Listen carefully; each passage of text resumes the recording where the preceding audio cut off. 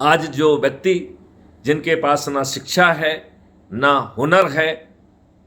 जो 2 जून का उन्हें भोजन मिलेगा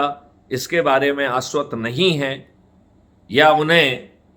फ्री योजना के तहत जानवर के योग्य भोजन खाने को विवश होना पड़ता है, ऐसे नागरिकों को क्राइम फ्री भारत के मॉडल के तहत उन्हें प्रायोगिक शिक्षा दी जाएगी,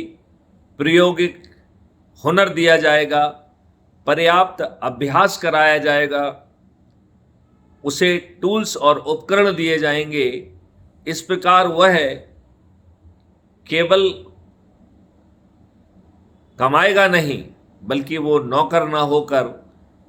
सर्विस प्रोवाइडर बनेगा। उसे पहनने के लिए कपड़े, आचार व्यवहार सिखाना,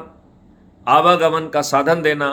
और बैकएंड टेक्नोलॉजी उसे वहाँ ले जाएगी जिससे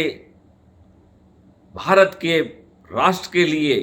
ऐसे बड़े बड़े जो है ना एसेट बिल्डिंग हो सकेगी, निर्माण हो सकेंगे, जो आज धन के अभाव में नहीं हो पा रहे हैं। भारत में रोजगार, कार्य के अवसर, सर्विस प्रोवाइडर होना, यह उसके मूलभूत अधिकार होंगे। उसे बीच में पुनर्टर्निंग के द्वारा उसके स्किल सेट को रिफाइन करके हायर लेवल के काम के लिए भी तैयार किया जाएगा।